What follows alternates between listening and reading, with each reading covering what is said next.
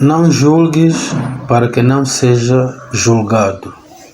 Este texto tem sido frequentemente usado para abafar as críticas sobre determinados atos, atitudes ou más práticas dentro da própria igreja.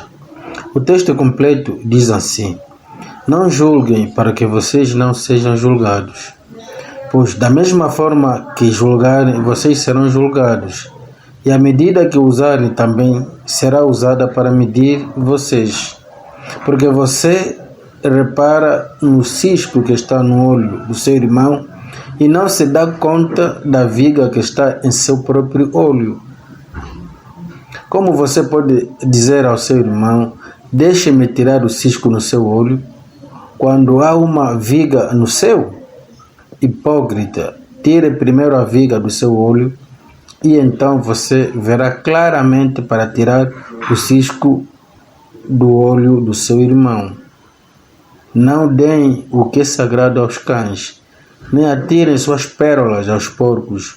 Caso contrário, estes as pisarão, e aqueles, voltando-se contra vocês, os despedaçarão. Mateus capítulo 7, de 1 a 5. Este é o texto completo onde nós encontramos esta citação: não julguem para que vocês não sejam julgados.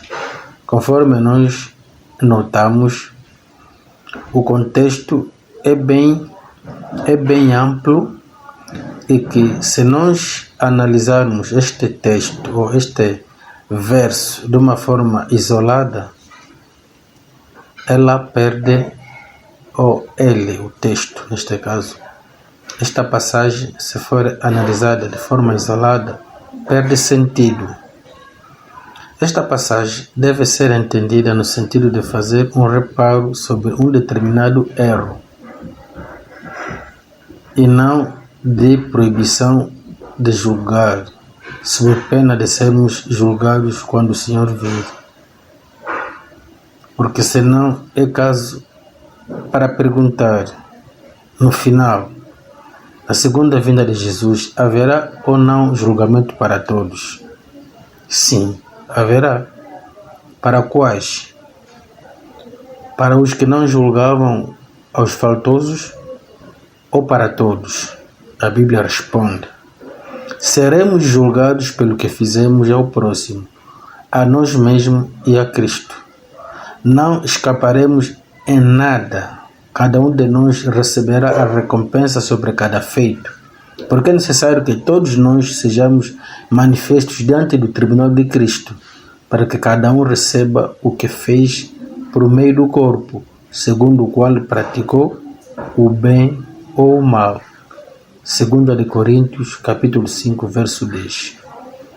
Veja que ele próprio, o Senhor Jesus, disse em João 12: e se alguém ouvir as minhas palavras e não crer, eu não o julgo, porque eu vim não para julgar o mundo, mas para salvar o mundo. João 12, 47. Aqui, Jesus está a se referir a quê? Jesus está a se referir ao julgamento para a vida ou para a morte. Este julgamento aqui não tem o sentido de crítica ou de reparo, mas sim é para a salvação ou para a condenação. Porém, ele julgou ou criticou a atitude dos escribas e fariseus, por exemplo, aqui em Mateus 12. É uma atitude que ele condenou porque visava a obrigar Jesus a fazer sinal, ao que o Senhor interpretou como sendo uma atitude de tentar a Deus. Eles disseram assim, refiro-me aos fariseus e escribas. Então, alguns dos escribas e dos fariseus tomaram a palavra, dizendo: Mestre, quiséramos ver da tua parte algum sinal. Mateus 12, 18. Ao que o Senhor Jesus respondeu: uma geração má e adúltera pede um sinal, porém não lhes dará outro sinal senão o do profeta Jonas. Jesus julgou a atitude errada, que é um reparo, ou seja, uma crítica ou um julgamento. Conclusão. Esta passagem, analisando o contexto, nos exorta a não termos o hábito de formar um julgamento às pressas, com severidade e sem tolerância para todas as circunstâncias, assim como o hábito de expressar essa opinião de maneira áspera e desnecessária. Os nossos reparos ou críticas devem ponderar o facto de que nós também somos falíveis e que os erros que apontamos aos outros devem ser antes reparados em nós e assim evitamos que sejamos alvos do mesmo julgamento ou reparo. E assim, o nosso exemplo vai estimular as pessoas com faltas ou erros a corrigirem-se.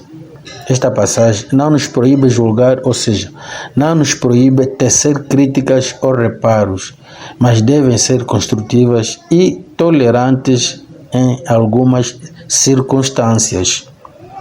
Por conta desta passagem mal interpretada, as pessoas sentem-se imponentes em criticar os erros de seus líderes ou pastores. Existem erros humanos toleráveis, mas existem outros erros, por exemplo, de gestão, tendentes à extorsão ou ao roubo ou à exploração dos próprios membros ou dos seus próprios irmãos, que não devem ser tolerados ou deixados em branco. Em alguns casos, é moda dizer-se: você olha só para Jesus e não liga para o que o pastor faz. Aquilo é ele com seu Deus. Imagine se o apóstolo Paulo deixasse passar o erro dos judaizantes, que consistia em obrigar os gentios a adotarem a circuncisão, a guarda dos dias, as festas da lua nova e a guarda do sábado. Colossenses 2,16. O que seria se ele não criticasse, se ele não julgasse esta atitude? O pastor é um cristão obrigado a viver a palavra que ele prega, senão fica sem condições de continuar a exortar e a pastorear o rebanho. Ou seja, ele fica sem condições de julgar. Os membros são contribuintes, por isto, fiscais e com o direito de saber o destino de cada cêntimo contribuído na igreja, porque ele deve servir a obra de Deus e a primeira pessoa na obra de Deus é o próprio homem, é o próprio contribuinte. Que Deus nos ajude a perceber estas verdades muito importantes. No nome de Jesus. Amém.